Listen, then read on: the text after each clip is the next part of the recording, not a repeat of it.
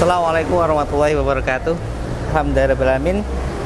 Sahabat-sahabat Mualaf Center Jakarta, saat ini Mualaf Center Jakarta alhamdulillah di awal tahun baru ini, saat ini kami di Masjid Al-Falah, Masjid Gede Al-Falah di Karangmojo, Gunung Kidul. Alhamdulillah saat ini MCI bersama dengan Takmir Masjid Al-Falah bekerjasama bersinergi dalam dakwah, dalam kajian rutin setiap Ahad pagi. Kita mulai untuk mempertebal keimanan kita. Mari ikuti kajian pada hari ini. Assalamualaikum warahmatullahi wabarakatuh. Adalah Dewan Pembina Mualaf Center DSD Malaysia. Begitu maka kita awali, kita buka kajian tadi dan semua ini dengan bacaan bersama secara berjamaah. Bismillahirrahmanirrahim. Syaitanirrajim. Bismillahilladzi la yazru ma'asmihi sayun fil ardi wala fis samai wa huwas samiul alim. Assalamualaikum warahmatullahi wabarakatuh.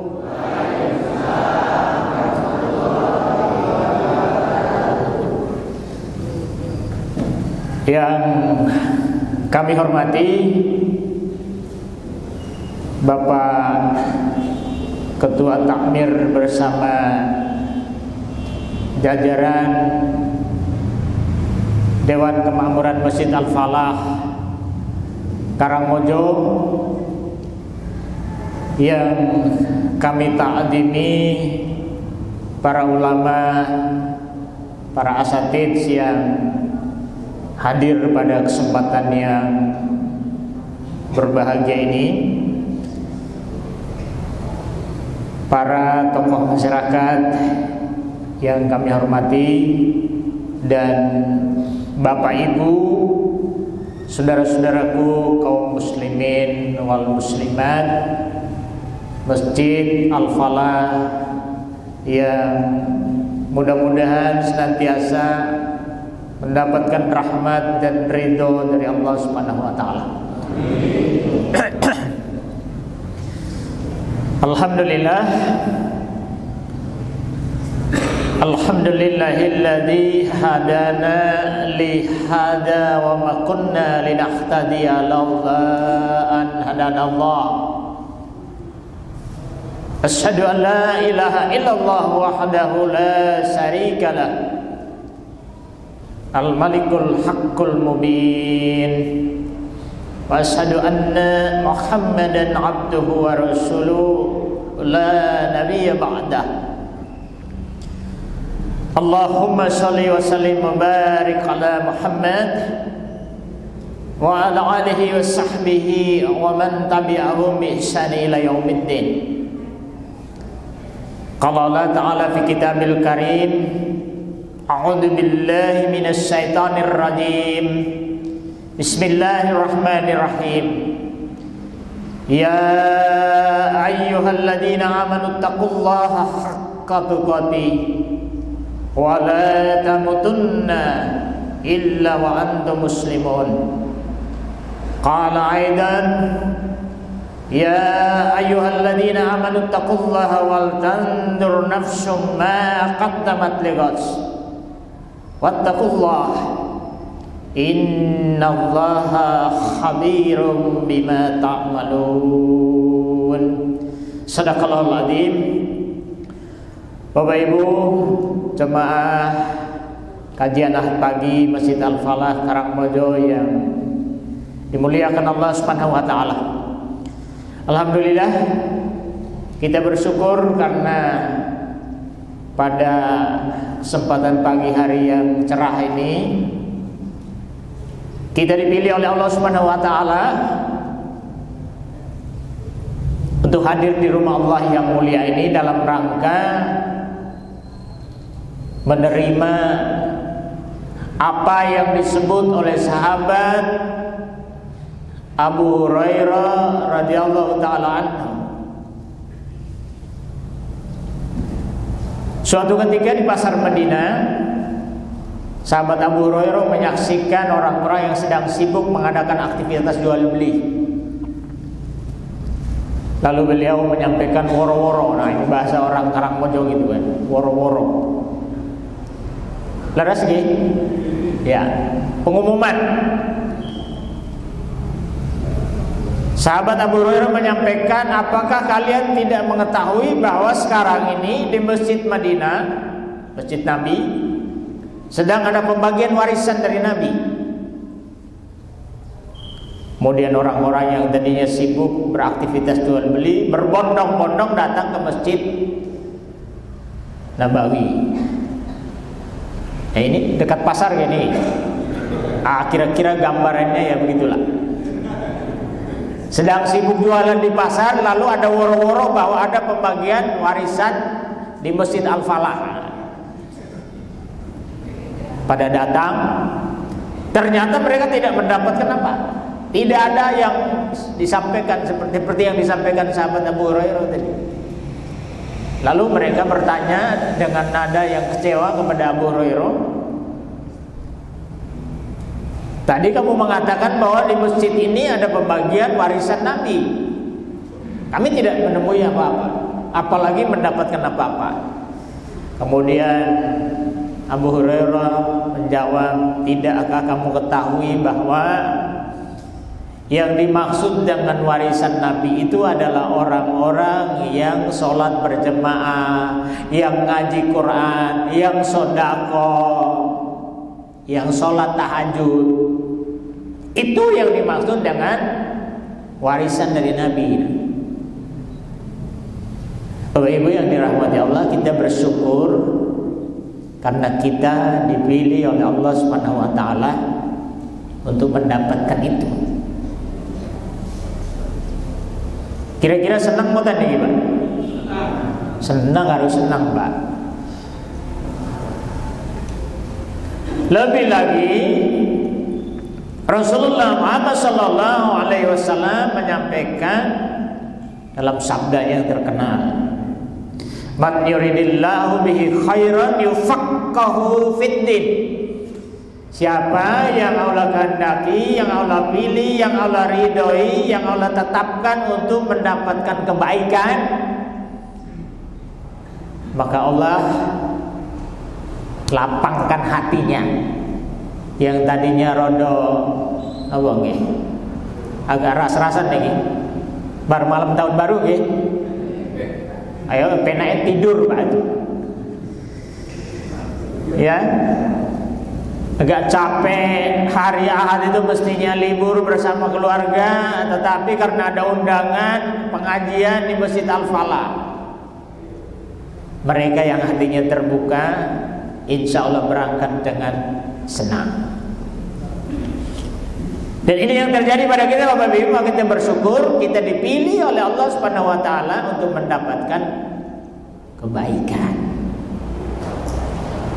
Jadi tidak apa-apa di masjid ngantuk, ya, monggo kalau mau selonjor silahkan, ya, asal jangan tidur. Nah, lebih baik ngantuk capek di masjid tinimbang capek di jalan, di pasar. Ya. Bapak Ibu yang dimuliakan Allah Subhanahu wa taala, maka kita harus bersyukur. Ya, di tengah dunia di mana banyak ulama yang mengatakan bahwa kemaksiatan terbesar itu terjadi di malam tahun baru. Setuju nggih? Nek mboten setuju nggih pun bubar. Ya. Kita bersyukur karena Allah selamatkan kita dari orang-orang yang menjadi bagian dari hingar-bingar dunia, apalagi korban, ya. Bapak Ibu yang dirahmati Allah Subhanahu wa taala. Terima kasih. Selain bersyukur kepada Allah Subhanahu wa taala karena kita ditetapkan untuk menerima kebaikan di jalan Allah, yang paling penting kita atau harus senantiasa kita syukuri adalah bahwa di dalam dada ini Allah masih menitipkan, Allah tetapkan amanah hidayah, iman dan Islam. Ini yang penting. Ya, karena tidak ada artinya, tidak ada maknanya Bapak Ibu kalau kita jalan dari rumah jauh-jauh capek-capek ke masjid, kalau tidak dilambari keimanan, negosiasi.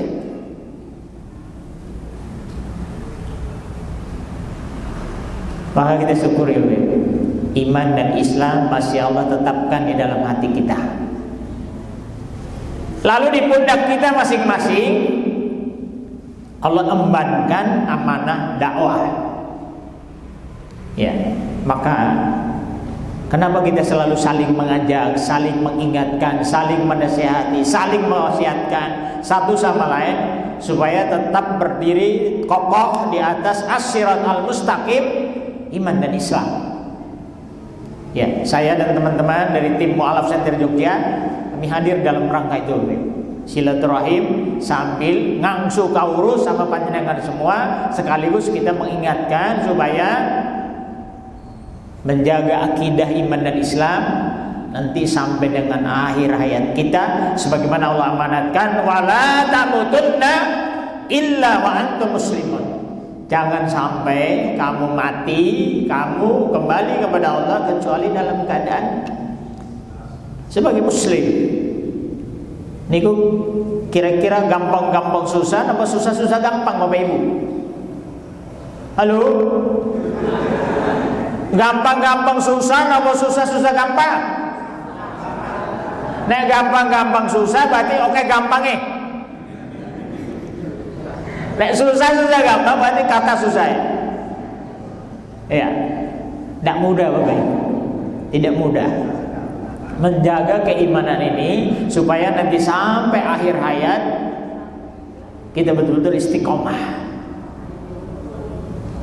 Maka harus saling mengingatkan. Nah, ini tahun baru.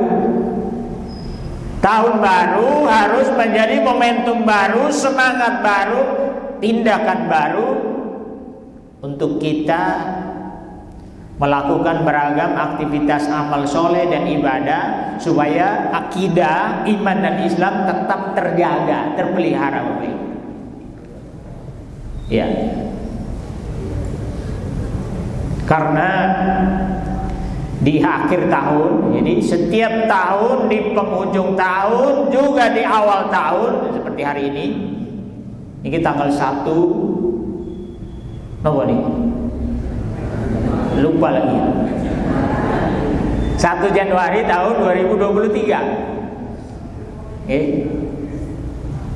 Tidak terasa umurnya bertambah, kesempatan hidup berkurang apa bertambah? Kurang. Harusnya amal solehnya meningkat atau menurun? Meningkat. Maka perlu ada waktu Bapak Ibu, perlu ada waktu supaya kita, apa bahasanya orang Jawa itu, gelar gulung dilihat kembali, dievaluasi, diteliti. Niki pun benar derek. Kula niku pun benar di atas jalan iman Islam napa derek? Ya, apakah yang selama ini kita lakukan itu baik atau buruk? Ya, amal soleh apa amal salah? Bedanya tipis Pak. Soleh harus salah. Maka harus hati-hati Pak. Karena bedanya tipis, mudah sekali tergelincir.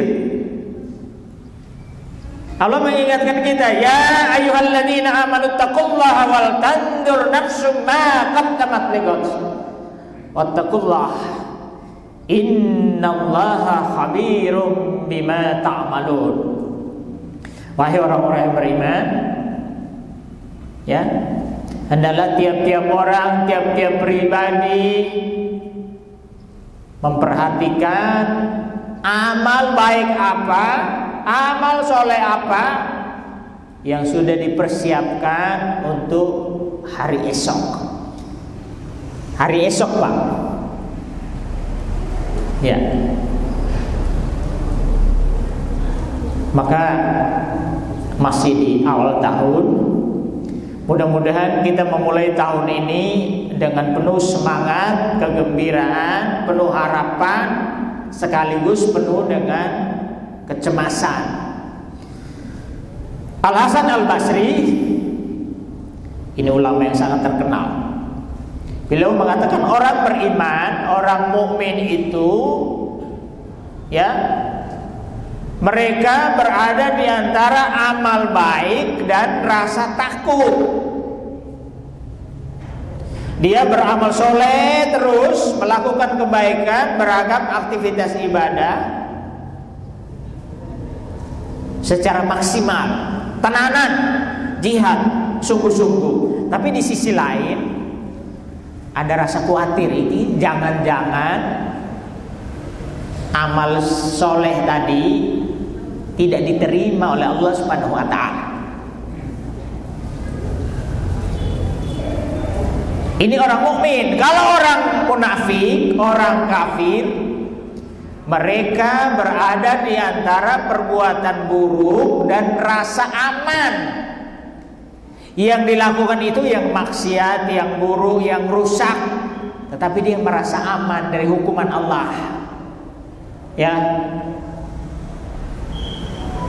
Orang Batak bilang tenang-tenang saja. Ya. Pokoknya malam tahun baru, dangdutan, joget, dan teman-teman lain. Di Jogja, di tempat saya condong catur tadi malam sampai jam 10, Pak. Tidak berhenti. Alhamdulillah tahun ini saya tidak mendengar ada tiupan trompet dan tidak melihat ada yang jualan trompet. Alhamdulillah ada kemajuan. Ya. Yang mainan apa yang suaranya gede-gede itu apa namanya, apa, Pak? Mercon. Nah, ini sedikit. Artinya kesadaran umatnya meningkat, Pak. Ini kita syukuri. Kenapa? Karena di banyak masjid taklim mengadakan acara pengajian, acara baca Quran dan aktivitas ibadah yang lain. Mengkondisikan umat supaya sebisa mungkin jangan sampai keluar rumah pesta di jalan. Ini harus kita waspadai, Ibu. Kenapa harus waspada? Ya.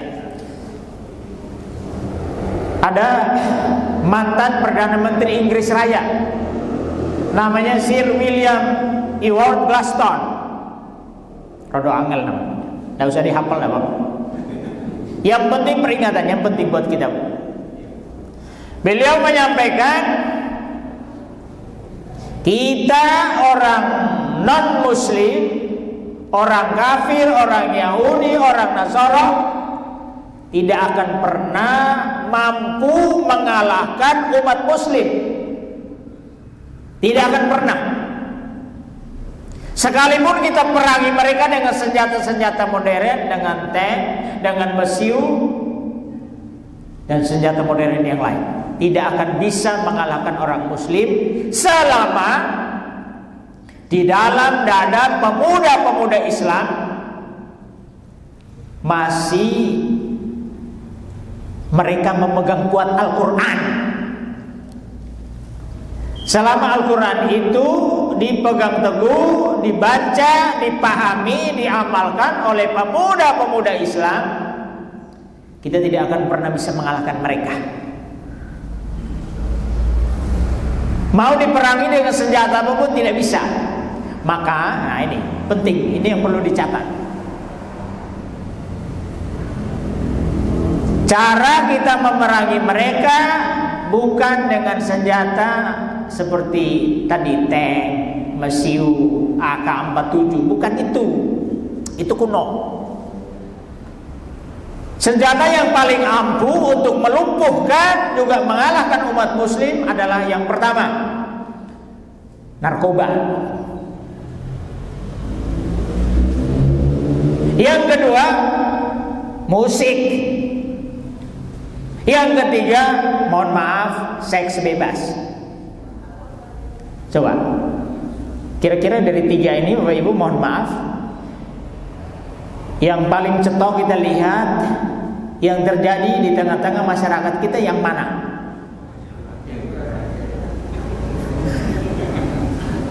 Dari tiga ini loh Pak.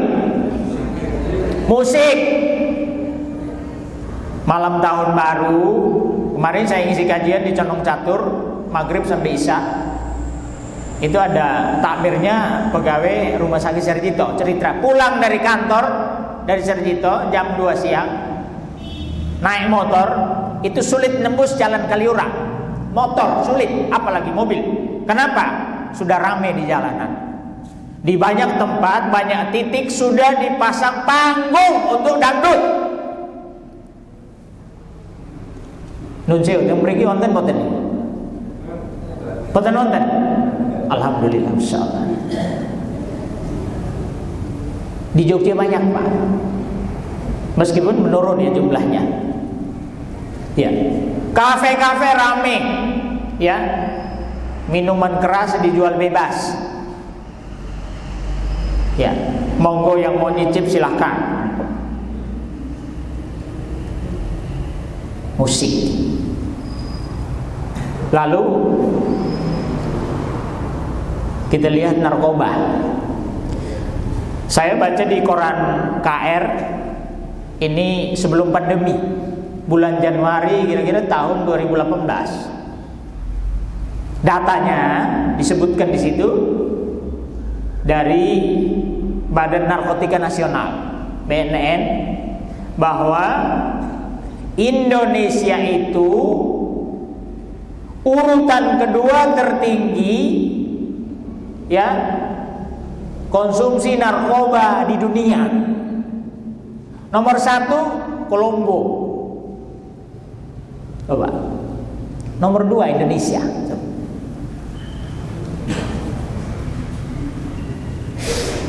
Dan terbukti Bapak Ibu, belum lama ini kan ada jenderal polisi yang ditangkap karena bisnis dia punya uangnya banyak, ternyata dari hasil bisnis narkoba. Siapa jenderalnya? Sinten?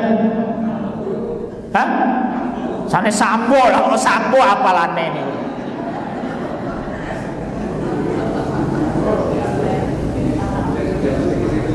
Yang Kapolda Jawa Timur baru berapa hari diangkat jadi Kapolda? Teddy Minahasa. Paling kaya ternyata apa bisnisnya? Bukan jualan tiwul lah, udah. Jual narkoba coba. Polisi jenderal lagi yang mestinya melindungi masyarakat, mengayomi, mengamankan, tapi kok malah jadi pelaku. Coba. Jadi apa yang dikatakan itu benar. Dan nomor 2 pengguna, bukan hanya pengguna tapi bukan pengedar juga coba. Ya, nomor 2 tertinggi di dunia. Ya. Kemudian Nunsewu seks bebas. Kira-kira 2 tahun yang lalu juga sama. Di daerah di salah satu daerah di Kecamatan Depok di Sleman ya.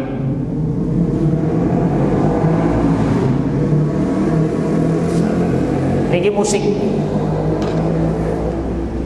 Di salah satu wilayah di Kecamatan Depok, Sleman niku polisi Polres Sleman berhasil menggagalkan pesta seks di sana. Coba. Waktu itu dalam rangka hari Valentine. Nah, ini anak muda bulan Februari ini. Judulnya Valentine tetapi isinya naudzubillahi min dzalik, pesta seks. Bapak Ibu yang dirahmati Allah Subhanahu wa taala, apa yang dikatakan ini 3 tadi, narkoba, musik, pesta seks, lihat sasarannya. Sasarannya kepada siapa? Ini bukan sasarannya usia yang seket munggah, bukan. Meskipun ada juga, ya, ada juga yang ikut yang dangdut juga kalau yang usia seketan. Tapi yang disasar, yang jadi tujuan utama untuk dihancurkan adalah anak muda. Anak muda. Maka kita harus hati-hati Bapak Ibu. Kalau sekarang ini yang ngaji ini mantan-mantan pemuda dan pemudi. Mantan tuh apa? Napa tasno? Kita harus bertanya Bapak Ibu, kemana anak-anak muda kita? Mudah-mudahan bukan karena ikut merayakan malam tahun baru tadi malam lalu capek sehingga tidak ngaji. Bahkan semoga tidak sholat subuh tadi pagi. Jangan sampai. Ya, maka saya senang melihat ini ada muda-muda gitu. Insyaallah. Ya. Yang jadi sasaran utama anak muda karena apa? Masa depan dakwah Islam, perjuangan untuk menegakkan jihad fisabilillah Islam ini ada di tangan anak-anak muda. Bapak Ibu yang dimuliakan Allah Subhanahu wa taala. Kita lihat sekarang, saya banyak disambati orang tua, Pak. Bahwa anak-anaknya ketika usia TK sampai dengan SMP menika aktif wonten masjid, jadi ketua remais bahkan. Begitu SMA mulai nyerempet. Yang tadinya belajarnya di rumah, sekarang belajarnya di wonten kafe. Kenapa? Saya tanya anak muda kok belajar di kafe itu enak. Ada minumannya, tinggal milih. Ada wifi gratis. Coba sambil santai. Kalau di masjid nggak ada wifi-nya. Di sini ada ya? Konten wifi bukan nih? Masjid Al-Falah ada ya? Ya belum. Nah, ini segera pasang wifi. Masjid sekarang itu harus peduli dengan kebutuhan kaum milenial. Ini kaitan dengan penguatan akidah Bapak Ibu. Kita lihat sejarah ya. Bagaimana Rasulullah Muhammad Sallallahu Alaihi Wasallam ketika sudah menerima tugas kenabian, apa yang beliau bangun pertama kali Bapak Ibu? Yang dibangun Rasulullah Sallallahu Alaihi Wasallam pertama kali setelah menerima tugas kenabian apa? Akidah. Lihat, yang pertama diajak istri Siti Khadijah radhiyallahu anha. Setelah istri putri-putri. Zainab, ayo ibu-ibu. Siapa putri Rasulullah? Yang 4 orang itu. Zainab nomor yang baret, nomor 2 Ruqayyah, 3 kemarin lupa, sekarang nggak ngerti. Ummu Kulsum yang keempat. Nah ini yang keempat ini mesti paham ini. Sinten ibu-ibu? Fatimah, istri anak. Berikutnya anak angkat Said ibn Haritsah, putra angkatnya Nabi. Setelah itu sepupu Ali bin Abi Thalib. Semuanya waktu itu Bapak Ibu kecuali Siti Khadijah, putri Rasulullah, kemudian anak angkat, sepupu, masih muda belia. Keluarga dulu Pak, dikuring satu, bahasa saya begitu. Istri, anak angkat, ponakan, sepupu. Baru sahabat. Nabi tidak lebih dulu mengajak Abu Bakar As-Siddiq yang ketika itu sudah usia 38 tahun. Utsman bin Affan usia 36 tahun masuk Islam. Bukan sahabat yang diajak lebih dulu, tetapi keluarga. Ini ring satu, Pak. Jadi kalau kita mau bangun fondasi akidah yang kuat, yang kokoh, niku mboten bolong-bolong, rapuh, harus mulai dari dalam. Ini kinten-kinten angel-angel gampang, napa gampang-gampang angel. Mulai dari dalam. Maka saya selalu menghimbau Bapak Ibu, kalau mu'alaf ngaji menikah satu keluarga, suami, istri, anak, semua ngaji. Jadi biar soleh-soleha semua. Lah kalau yang sholat di rumah itu hanya ibu, bayangkan ketika berdoa tangannya cuma dua begini. Tapi bayangkan kalau yang begini ini bapak, ibu, anak-anak, coba. Nopo boleh kayak gini di hadapan Ka'bah, Masya Allah. Perhatikan, dari ring 1 baru sahabat. Sahabat pun yang diajak tidak hanya yang tua, tidak seperti Abu Bakar As-Siddiq, Utsman bin Affan, tapi juga ada Mus'ab bin Umair yang ketika itu baru 16 tahun. Ini perhatian Nabi kepada kaum muda milenial. Coba, mereka masih kecil-kecil, Pak, tapi sudah dididik oleh Nabi. Rasulullah Muhammad SAW akidahnya dikuatkan. Ini yang disebut dengan membangun konsolidasi personal. Tiap-tiap diri, tiap-tiap individu itu punya kekuatan akidah yang kokoh, tidak mudah dipengaruhi. Lihat,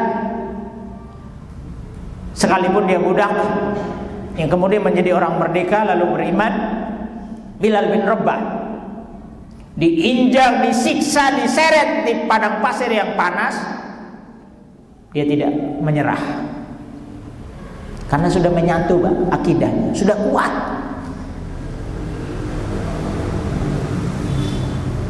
Coba. Sehingga Bapak Ibu saya pikir, oh iya, karena yang dibangun oleh Rasulullah SAW di Mekah itu akidah, maka waktunya lebih lama. Pinten tahun Bapak Ibu periode Mekah? Pinten tahun? Halo, niki kusuk napa ngantuk? Ya, periode Mekah niku 13 tahun, Pak, lebih lama. Karena apa? Kalau ibarat membangun rumah, bangun fondasi itu perlu waktu lebih lama. Oh, jadi harus sabar, Pak, ternyata. Kalau mau ngajak istri, ngajak anak, ngajak keluarga untuk beriman, menegakkan akidah, bertauhid yang kuat, perlu sabar. Kalau niku penasaran Bapak Ibu, protes. Kenapa ya? Di Mekah itu Nabi sudah sedemikian menderita, ujiannya sangat berat. Ketika sedang sholat di Masjidil Haram kok ditimpa dengan kotoran, coba. Dilempari batu sampai berdarah-darah, jalan yang dilewati ditaburi duri. Kurang susah apa itu, coba? Kenapa kok tidak turun perintah hijrah waktu itu? Harus nunggu 13 tahun dulu. Ini sebuah keteladanan yang luar biasa buat kita Bapak Ibu, yang jarang diangkat. Jadi saya tidak sepakat kalau orang cerita soal Sirah Nabawiyah itu yang dibahas hanya sejarahnya toh. Pesannya harus diambil Bapak Ibu, karena penting itu. Pelajarannya di situ sangat penting untuk kita. Kalau cuma baca sejarah, niku beli bukunya baca sendiri. Insya Allah selama tidak buta huruf bisa. Tapi mengambil pesannya, pelajarannya, hikmahnya yang kita harus perlu mikir, Pak. Periode Mekah lebih lama, Bapak Ibu yang dirahmati Allah. Coba. Anak-anak muda di situ tergembleng dengan benar, dengan baik. Ali bin Abi Thalib, ya, Mus'ab bin Umair yang masih sangat muda dari bangsawan kafir Quraisy, tapi kemudian jadi dai pertama yang diutus ke Yathrib, ke Madinah. Maka Bapak Ibu yang dirahmati Allah Subhanahu wa taala, mari kita perhatikan ini. Kokohkan akidah. Nah, kaitan dengan akhir tahun. Niki jam pinten niku? Jam 1 kurang, setengah siji.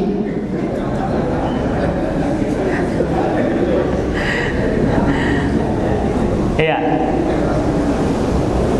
Bapak Ibu yang dirahmati Allah Subhanahu wa taala, setiap tahun ketika menjelang atau masuk bulan Desember mesti banyak yang tanya, sambat,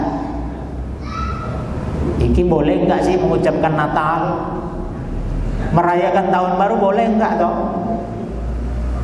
Oh, kita kan harus berbuat baik sama sesama manusia. Leres tadi. Berbuat baik. Berbuat baik setuju. Ya, Islam memang memerintahkan kita untuk berbuat baik. Tapi ukuran kebaikan, standarnya Islam tentang kebaikan itu beda. Apa?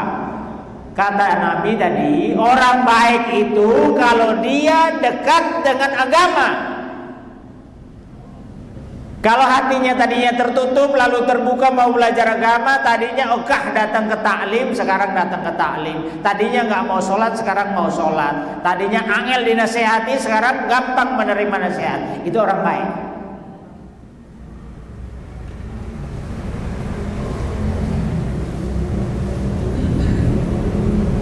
Lalu yang kedua, ya, Rasulullah Shallallahu Alaihi Wasallam ketika menjelaskan ayat tentang wa ta'awwanu 'alal birri wat taqwa, tolong menolonglah kamu dalam hal kebaikan dan takwa. Wa la ta'awwanu 'alal ismi wal udwan, dan jangan kamu saling membantu tolong menolong dalam hal perbuatan dosa dan permusuhan. Nabi ditanya, wahai Rasulullah, apakah perbuatan dosa itu? Apa pula yang disebut dengan albir? Rasul menjawab, albir itu adalah husnul khuluq, akhlak yang baik. Orang baik itu kalau akhlaknya baik, ketemu orang tersenyum, apalagi sesama muslim, assalamualaikum warahmatullahi wabarakatuh, salaman. Panjenengan sinten, Pak? Tadi saya dipersilahkan duduk di sini, tapi karena masih kosong, daripada sendirian saya milih duduknya di sana dekat Simbah. Kenalan, saling menyapa, menebarkan salam. Ya, husnul khuluq. Yang kedua, Bapak Ibu, yang ketiga, orang baik itu tidak hanya saja akhlak. Kalau akhlaknya baik, mesti ditelusuri, Pak. Akhlak menikah, kalau gambaran menikah harus buah. Buah yang baik, yang rasanya manis, sehat, pasti dari pohon yang baik. Pohon yang baik itu kayak apa? Masya Allah, Al-Quran itu menjelaskan dengan sangat rinci. Alam taro kaifa daraballahu masalan kalimatan thayyibatan kasajaratin thayyibah. Apakah kamu tidak memperhatikan? Dimulai dengan tanya. Bagaimana Allah membuat perumpamaan tentang pohon yang baik, tentang kalimat thayyibah. La ilaha illallah, kalimat tauhid. Kalimat tauhid. Kalau foto begini, ini tauhid. Jangan begini. Kalau ibu-ibu begini, artinya apa? Bu, kalau selfie pakai begini gayanya. Jadikan aku yang kedua. Nah, ini repot nanti. Kalimat tauhid itu seperti pohon yang baik. Pohon yang baik ini kenapa? Akarnya masuk ke tanah, asluha sabit. Coba panjenengan nandur pohon kurma, Pak. Perhatikan waktu tumbuh. Pohon kurma itu kalau sudah keluar akar, di bawahnya ada kerikil, ada batu, dia loncati, Pak. Dia nggak mau terhambat. Sampai ketemu tanah lalu masuk. Niku gambaran dari orang mukmin yang ideal. Ideal niku napa? Imannya betul-betul masuk ke dalam hati, membekas, sehingga tidak mudah goyah. Setiap datang Natal bingung, tahun baru bingung, apalagi. Kalau akarnya sudah kuat, akidah sudah kuat, lihat batangnya, far'uha fis sama, dia menjulang tinggi ke langit. Ibadahnya taat. Pun ibadahnya taat, sholat tidak usah nunggu azan. Sebelum azan berkumandang sudah datang. Ngaji mboten perlu undangan. Begitu dengar ada pengajian di Masjid Al-Falah datang. Tidak pakai snack, tidak masalah.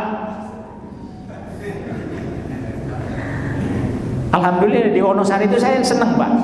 Kalau ngaji nggak pakai snack. Kalau di Jogja nggak pakai snack nggak jalan. Yang datang sedikit, terus sabar, langsung sumurnya asat. Ya Allah. ibadahnya taat. Kalau akidah kuat, ibadah taat, lihat akhlaknya mulia. Interaksi muamalahnya bagus. Mereka tidak mudah terpengaruh, Pak. Mau merayakan Natal silahkan, itu urusan panjenengan. Hari raya panjenengan monggo, saya tidak mau ikut-ikutan. Tahun baru monggo. Dangdutan tak pikir-pikir. Nah, dangdutan kok pikir-pikir, kok enggak sekalian nolak saja gitu. Nah, Bapak Ibu yang dimuliakan Allah Subhanahu Wa Taala. Tadi saya dengar bisik-bisik simbah-simbah, kenapa sih tidak boleh merayakan Natal atau mengucapkan selamat hari raya Natal? Natal niku napa Bapak Ibu? Hari lahir.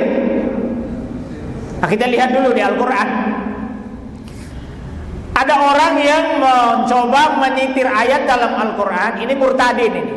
Jadi ada ustadz yang murtad, jadi namanya murtadin. Ya. Kalau yang dapat hidayah namanya muhtadin. Bedanya tipis. Mereka menyetir ayat Quran dari surah Maryam, surat 19 ayat 33. Wassalamu alayya yauma wulidtu wa yauma amutu wa yauma ub'atsu hayya. Ini Nabi Isa yang berbicara. Dan kesejahteraanlah bagiku pada hari lahirku, pada hari kematianku, dan pada hari aku dibangkitkan kembali. Ada memang Al-Quran bicara Natal, tapi Natal dalam pengertian yang lahir. Natal itu dari bahasa Latin natus. Ya, ada istilah yang terkenal dalam gereja, Christus natus est. Yesus Kristus telah lahir. Nah, Islam mengatakan yang lahir itu bukan Yesus Kristus, tetapi Isa Al-Masih putra Maryam. Dia seorang manusia biasa, hamba, dan dia nabi, bukan Tuhan. Apalagi anak Tuhan.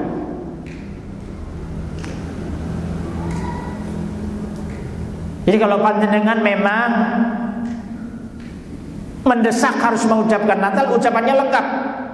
Ini kata guru saya, Profesor Dr. Yunahar Ilyas. Beliau mengatakan kalau mau mengucapkan Natal silahkan. Selamat atas kelahiran Isa Al-Masih putra Maryam. Ini lengkap versi Islam. Tetapi masalahnya begini. Yang dirayakan saudara-saudara kita itu, Natal itu bukan yang lahir Isa Al-Masih putra Maryam, tetapi yang lahir adalah Yesus Kristus. Yesus Kristus itu artinya apa? Kristus itu gelar, Pak.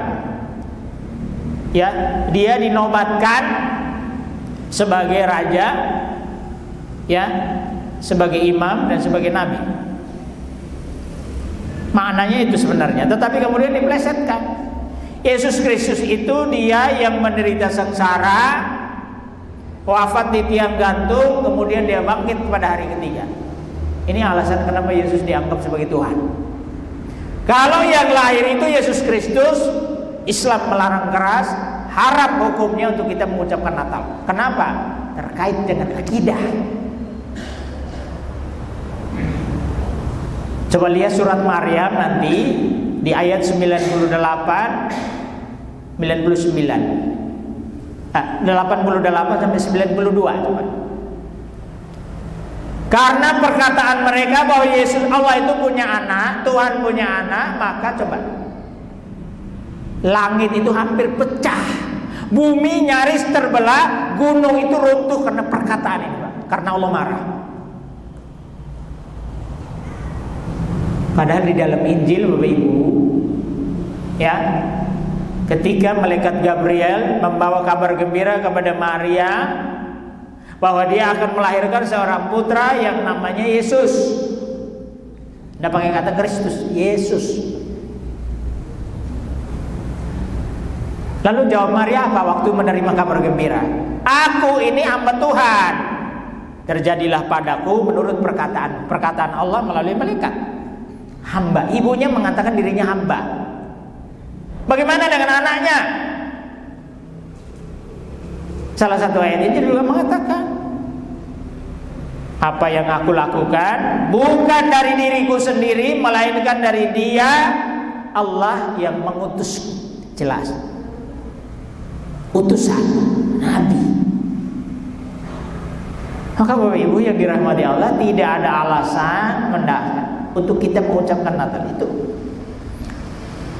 Mengucapkan Natal bukan berbuat kebaikan, tetapi kita melunturi akidah kita. Kalau orang Muslim dia ucapkan Natal, dia merayakan tahun baru, itu namanya Islam. Islam, tetapi Islam merasa Katolik, Islam merasa Kristen. Yang masih suka mitoni, itu namanya Islam merasa Hindu. Yang benar Al-Quran mengajarkan mapati. Tapi kan jarang ini. Alasannya kan budaya. Udah dari zaman dulu, dari sononya nenek moyang mbah dulu ya begitu, mitoni. Al-Quran tidak mengajarkan mitoni, mapati 4 bulan. Kenapa? Ketika 4 bulan penciptaan jasad kita belum sempurna. Sebelum dipertemukan dengan ruh, Allah ambil sumpah, janji dari tiap-tiap kita dalam roh, masih di alam roh waktu itu. Allah tanya, alastu birabbikum, apakah kamu mengakui, kamu menyaksikan bahwa aku Rabbmu, Tuhanmu? Bala syahidna, kami bersaksi, kami mengakui bahwa engkau adalah Tuhan kami. Ini janji pertama. Kita masih 4 bulan dalam rahim ibu. Maka pada usia kandungan 4 bulan, ini yang punya istri, bapak-bapak yang masih punya istri yang bisa, mohon maaf, masih bisa mengandung, melahirkan. Ketika hamil 4 bulan, ayo undang tetangga ngaji Quran, baca doa banyak. Bukan mitoni, ada tuntunan. Ini tadi Bapak Ibu. Kalau kita mengamalkan Al-Quran, maka Islam ini akan tetap jaya, kokoh, disegani, tidak mungkin dikalahkan oleh orang-orang kafir. Tapi kadang-kadang Islam sendiri kita tidak memperhatikan. Quran kita abaikan, kita sepelekan. Yang dikejar one day one juice, benar, tidak salah. Tetapi kalau nggak paham, nggak bisa mengamalkannya. 14 tidak ada bekasnya. Tadi Natal, Anda boleh. Jadi kita jangan ikut-ikutan merayakan apa yang menjadi hari raya orang lain. Urus agama kita sendiri. Saya ketemu banyak anak muda yang sekarang lebih tertarik membaca, mempelajari kitabnya orang lain, sementara Quran sendiri belum paham. Saya merasakan Bapak Ibu, masuk Islam tahun 2000 saya. Setelah 4 tahun belajar baru bisa baca Quran. Coba, ketika kita sudah bisa baca Quran, apalagi faham, kita membaca kembali kitab-kitab terdahulu, Alkitab, Injil, Taurat, itu mudah sekali kita pahami, Pak. Gampang sekali kita menemukan mana ayat yang masih asli tauhid, mana yang sudah dirubah. Gampang. Jadi fungsi Al-Quran sebagai Al-Furqan jelas. Bapak Ibu yang dirahmati Allah Subhanahu wa ta'ala, tahun baru, ya, ini juga ajaran mereka. Banyak kemaksiatan yang terjadi di dalamnya, pemborosan yang melanggar aturan Islam. Islam tidak mengajarkan kita untuk membelanjakan harta secara berlebihan, harus tengah-tengah. Jangan pelit, tapi tidak boleh boros. Belanjakan untuk yang sifatnya kita butuh. Jangan senang, Pak. Senang itu bisa menyesatkan kita. Bapak-ibu yang dimuliakan Allah Subhanahu wa ta'ala, kita pegang teguh prinsip akidah, iman dan Islam yang sudah diperjuangkan oleh Rasulullah Muhammad SAW dan para sahabatnya. Ketika Nabi dibujuk, Pak, dibujuk oleh kaum kafir Quraisy melalui pamannya Abu Thalib. Dibujuk dengan harta. Kalau engkau mau harta, kami kasih harta kekayaan yang banyak. Kalau engkau mau pangkat kedudukan yang tinggi dan terhormat, kami kasih. Kalau engkau mau perempuan, silahkan pilih perempuan yang paling cantik di antara orang-orang kafir Quraisy. Silahkan. Tapi Nabi apa jawab Nabi? Demi Allah, sekalipun mereka meletakkan matahari di tangan kananku dan bulan di tangan kiri saya, lalu mereka meminta untuk berhenti berdakwah tentang Islam, aku tidak akan mau. Saya hanya berharap kepada Allah, apakah dengan Islam ini saya akan dimuliakan atau dihinakan oleh Allah. Ini prinsip tegas yang dipegang Nabi. Masihkah kita memegang teguh prinsip itu, Bapak Ibu? Rasanya zaman kita ini susah. Baru dikasih uang 50.000 udah berubah. Ya. Tadinya katanya mau coblos, ini orang muslim yang taat, yang soleh. Dan itu saja. Begitu datang duit, serangan fajar, beda lagi pilihan. Harus hati-hati, Pak.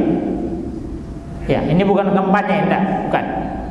Kampanye akidah. Tidak ada hubungan dengan politik. Bapak Ibu yang dimuliakan Allah Subhanahu wa taala. Jadi bagaimana tadi? Supaya akidah kita itu kuat, tidak mudah apa? Mohon maaf, jangan jadi orang yang pelintat-pelintut, yang menga-mengo tola-tole, tidak bisa. Harus tegas. Islam ya Islam.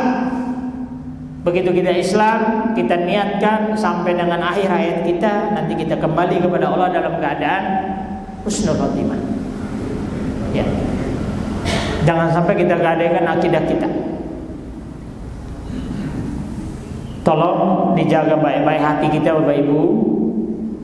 Karena hati itu tempat di mana benih keimanan disemai, ditandur di situ.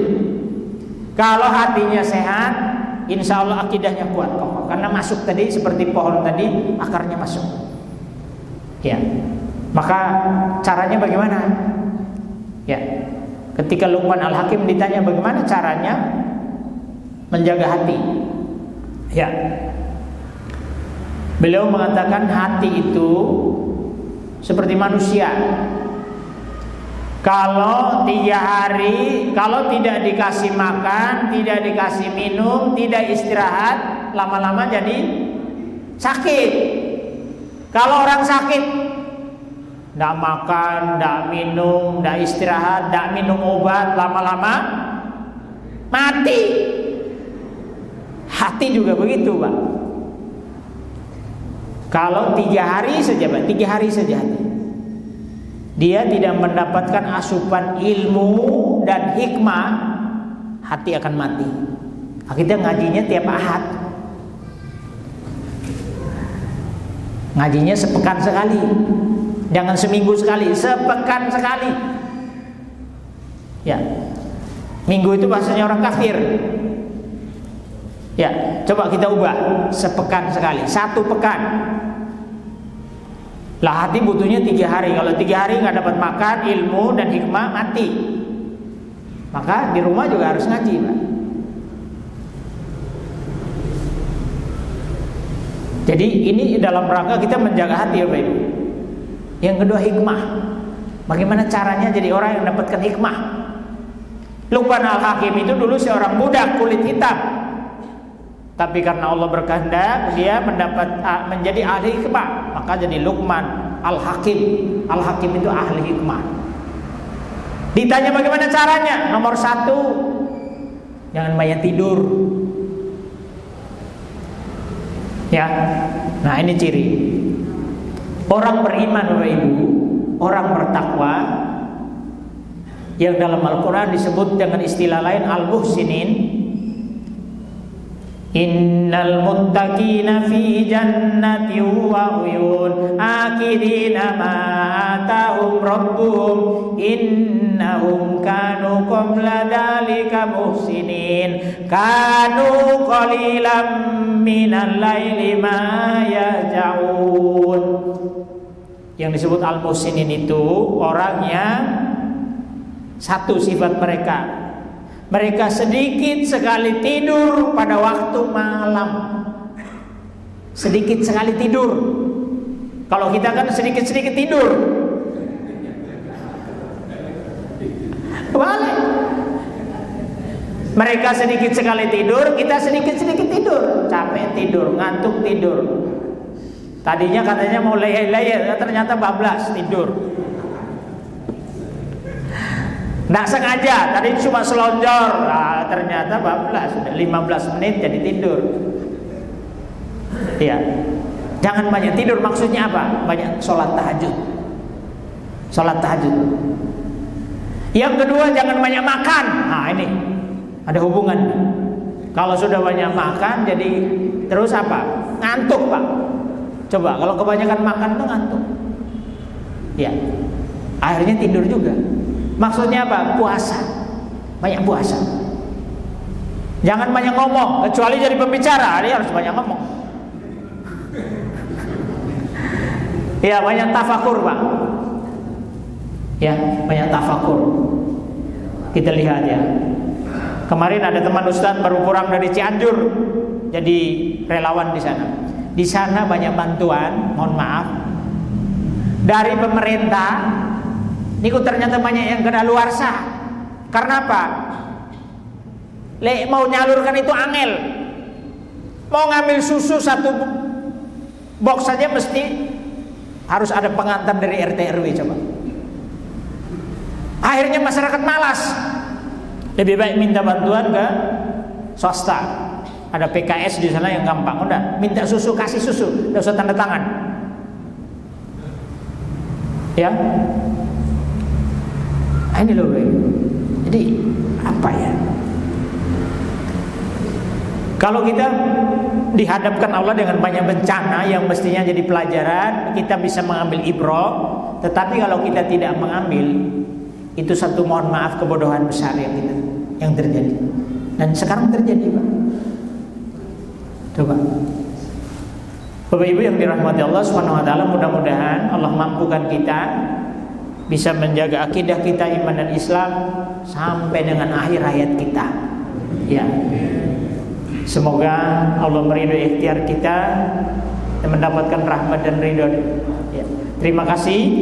Semoga bermanfaat, berkenan. Kalau kurang mohon dimaafkan lahir batin, karena itu keterbatasan ilmu saya. Ya.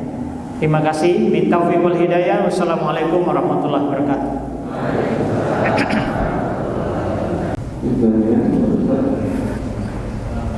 Monggo kalau ada yang mau bertanya. Napa usul saran nek boten-wonten bertanya. Monggo, Pak. Nggak ada mic ya, Pak ya? Kurang panjang. Waalaikumsalam warahmatullahi wabarakatuh. Dalam Islam itu banyak yang murtad karena gara-gara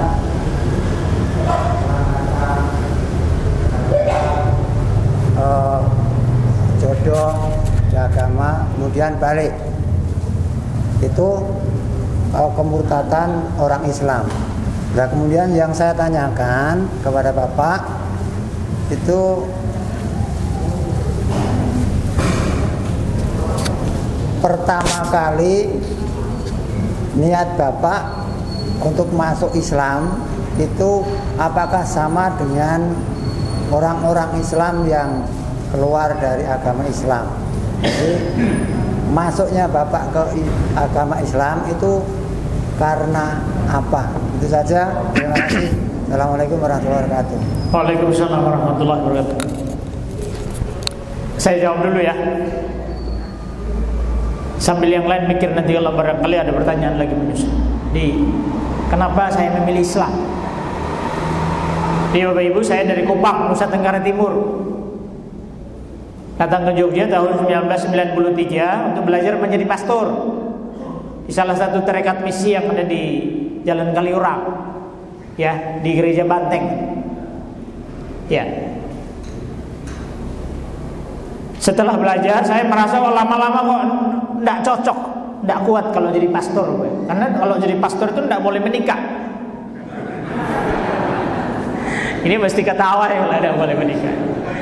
Ya, kalau kawin walau alam ya, kalau nikah tidak boleh. Nah kalau jujur, kalau tidak mampu ya keluar. Saya memilih keluar, Pak. Keluar lalu ngekos, jadi anak kos di Kampung Leles namanya. Niku sebelah barat Perumnas Condong Catur. Di situ saya melihat langsung orang Muslim, tinggal di rumahnya orang Muslim. Nah saya melihat kok mereka ramah. Bapak kos saya itu baik, Pak. Ramah, bayarnya murah. Waktu itu tahun 96, 97, ini kok 50.000, Pak. 50.000 satu bulan. Murah itu, Pak. Itu pun masih berdua, satu kamar berdua, biar lebih murah lagi kan. Kenapa saya tertarik? Karena saya melihat bapak ini terbuka. Dia tidak. Saya membayangkan karena saya bukan orang Jawa, bukan Muslim, akan ditolak. Enggak, ternyata dia terima dengan terbuka. Perlakuannya sama, yang Muslim sama dengan yang bukan Muslim sama saja. Ya, terutama pada Ramadan, Bapak Ibu. Ramadan itu banyak makanan. Oh, jadi anak kos itu penting, Pak. Banyak makanan, Bapak kos suka bagi-bagi makanan. Nah, saya kebagian juga kan. Senang rasanya mengalami kebaikan dari orang Muslim. Senang. Yang pertama. Yang kedua muncul pertanyaan. Kenapa orang Muslim kok berbuat baik? Kenapa orang Muslim suka berbagi? Karena sudah dicekoi dengan ajaran bahwa extra ecclesia nulla salus. Di luar gereja itu nggak ada kebaikan, nggak ada keselamatan. Yang selamat, yang masuk surga hanya orang selain Islam. Lalu saya bertanya, kenapa Bapak kos ini dia berbuat baik? Kan ajarannya yang buat baik itu hanya orang. Jadi perintah berbuat kebaikan itu monopoli ajaran cinta kasih. Tapi kenapa orang Muslim Bapak kos ini berbuat baik? Itu pertanyaan pertama yang membuat saya penasaran. Saya cari tahu. Kalau saya berbuat baik karena perintah atau ajaran cinta kasih, kalau Bapak kos ini orang Muslim dia berbuat baik kenapa? Suatu ketika ada orang yang minta supaya diantarkan ke pastor. Ya Bapak kos juga. Jadi saya pindah kos tapi di kampung itu juga. 4 tahun tinggal di kampung itu. Dia minta, Mas tolong saya dipertemukan dengan pastor, saya mau konsultasi. Apa yang mau dikonsultasikan? Dia bilang, saya kok tiap malam kalau mimpi mesti ketemu di dalam masjid. Belum sempat ketemu pastor, bapak ini masuk Islam. Bapak kos yang kedua. Nah, dia belum bisa hafal Al-Fatihah. Kalau di rumah ada papan tulis kecil whiteboard ya, ditulis pakai huruf Latin ya. Al-Fatihahnya itu pakai huruf Latin lalu ada terjemahan. Seringkali saya lihat kok Bismillahirrahmanirrahim. Saya tanya itu apa itu, Pak? Dia bilang ini kalau di gereja namanya doa Bapa Kami. Al-Fatihahnya itu sama dengan doa Bapa Kami orang gereja. Mulai dengan Bismillahirrahmanirrahim. Saya lihat terjemahannya dengan nama Allah yang Maha Pengasih lagi Maha Penyayang. Nah, ini rupanya yang menggerakkan hati orang Muslim, termasuk Bapak kos saya itu berbuat kebaikan. Kalau sering membaca Bismillahirrahmanirrahim, yang keluar itu apa, Pak? Senyum, ramah, suka membantu, gampang menolong orang. Itu yang membuat saya tertarik. Jadi kebaikan orang Muslim, akhlaknya orang Muslim. Ya. Tapi tidak mudah, Pak, ternyata setelah mengakui Islam ada kebaikan juga, orang Muslim juga bisa berbuat baik, egonya masih kuat. Nah, itu biasalah. Puncaknya tahun 2000, Pak. Pas Ramadan, saya masih ingat bulan Maret. Ramadan itu kampung itu tidak boleh ada warung makan buka siang hari. tutup semua. Jadi anak kos yang tidak puasa itu rekoso Pak, cari makan siang. Nah suatu siang saya mau makan, ceritanya mau ke rumah bapak angkat saya untuk makan siang. Saya jalan dari kampung itu melewati Perumnas Condong Catur. Di utara gereja Condong Catur ada warung makan kecil yang buka siang hari. Saya pikir yang punya warung bukan muslim, mampir saya. Saya tanya, Bu, ibu muslim atau bukan? Dia bilang, saya muslim mas. Loh, ibu muslim kenapa buka warung siang bolong? Saya tanya, kalau saya makan di sini, ibu terganggu tidak? Ibunya itu dengan tersenyum, ramah, sabar, dia menjelaskan, Mas, saya ini orang muslim, sudah berniat berpuasa, sekalipun saya melayani orang makan, saya melihat orang makan, tidak masalah. Ini yang agak susah bagi saya Pak, susah menerima. Oh, bagaimana bisa Pak? Puasa, lapar, haus, tetapi melihat orang makan, coba. Saya membayangkan saya tidak mungkin bisa itu Pak. Nah, saya pikir ini ibu ini mestinya orang muslim, muslimah yang baik, yang taat. Kalau tidak taat tidak mungkin dia kuat begini. Ini puncaknya juga. Jadi setelah itu Bapak Ibu, setelah ketemu ibu ini, saya makin mantap. Ya singkatnya tahun 2000 tanggal 1 April saya minta kepada Pak Kakanwil Depak DIY waktu itu, Bapak Dr. Andus Haji Sudiono untuk mensyahadatkan saya. Jadi itu Pak. Maka sekarang saya juga belajar bagaimana nanti setelah menjadi muslim, jadi orang yang gampang tersenyum, suka menyapa orang, lebih dulu mengucapkan salam, jangan menunggu. Ya kan? Jangan menunggu. Yang tua tidak harus disalami lebih dulu orang yang muda, Pak. Yang tua bisa lebih dulu memulai. Ya. Ini yang saya belajar, Pak. Saya berusaha untuk belajar. Kira-kira begitu, Pak. Ya. Ada lagi? Monggo, Pak. Assalamualaikum warahmatullahi wabarakatuh. Waalaikumsalam warahmatullahi wabarakatuh. Masalah Hijrah. Oh, akidah, deh. Yang saya tanyakan, saya ingat Pak Hamka dulu, Buya Hamka ya. ketika sebagai pejabat nasional itu tidak mau mengucapkan selamat Natal dalam sambutan forum.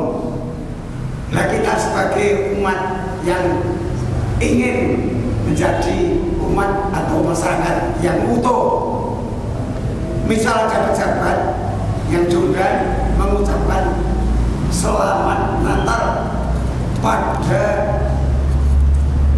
umat Kristen yang sekarang memperingati Natal, padahal beliau pejabat itu adalah Muslim. Bagaimana menurut sunnah Rasul? Terima kasih. Assalamualaikum warahmatullahi wabarakatuh. Waalaikumsalam warahmatullahi wabarakatuh. Yang pertama soal Buya Hamka dari sisi hukumnya. Beliau waktu itu menjadi ketua MUI, ya, yang membuat tidak hanya tidak mengucapkan tapi membuat fatwa bahwa haram hukumnya mengucapkan selamat Natal kepada umat Kristiani. Asbabnya waktu itu diantara lain Bapak Ibu, ketika itu pemerintah terkesan seakan memberikan kebebasan, kemudahan kepada agama-agama selain Islam untuk syiar. Jadi program evangelisasi penginjilannya sangat marak. Nah, ini merugikan Islam yang jadi sasaran umat Muslim. Maka untuk membentengi akidah umat, Buya mengeluarkan fatwa. Datang Menteri Agama waktu itu, Haji Alamsyah Ratu Prawira Negara, minta supaya Buya mencabut itu, membatalkan fatwa. Tidak bisa. Buya mengatakan fatwa itu hanya bisa dibatalkan dengan fatwa yang baru. Sampai sekarang Pak, tidak ada fatwa baru yang membatalkan fatwa yang sudah dikeluarkan Buya Hamka terkait dengan haram hukumnya mengucapkan Natal. hukum. Akidah kita, Pak. Tadi kalau mau mengucapkan Natal harus paham dulu, Pak. Natal itu apa? Yang lahir itu siapa? Tadi Quran mengajarkan bahwa yang lahir itu adalah Isa Al-Masih putra Maryam. Dia manusia biasa, hamba, dia nabi. Kalau kita mengucapkan artinya ini. Tapi apa mendesaknya apa sih? Kenapa penting banget untuk kita ucapkan? Kan tidak, Pak. Kecuali mu'alaf, Pak. Mu'alaf tinggal dengan keluarga masih non muslim, masih dibiayai oleh keluarga karena mereka terpaksa. Ya barangkali kita bisa memahami. Tapi kalau kita yang bukan mu'alaf, Pak. Saya 5 tahun pertama mengucapkan, Pak. Tahun 2000-2005 saya ucapkan. Kenapa? Kok cuma kata-kata? Ya kan?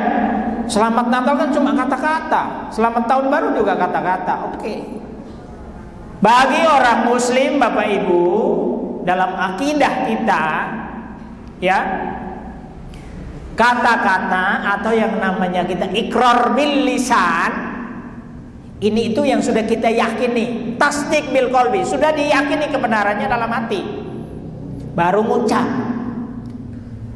Jadi kalau saya mengucapkan Natal sama dengan saya meyakini kebenaran dari Natal itu apa? Kelahiran Yesus Kristus. Tidak bisa, Pak. Yesus Kristus yang lahir sebagai anak Tuhan. Dia menderita sengsara untuk menyelamatkan dosa manusia. Dalam surah Al-An'am nanti dibuka di 164, tidak bisa, Pak, seseorang itu menanggung dosa orang lain. Al-Quran menentang itu, Pak.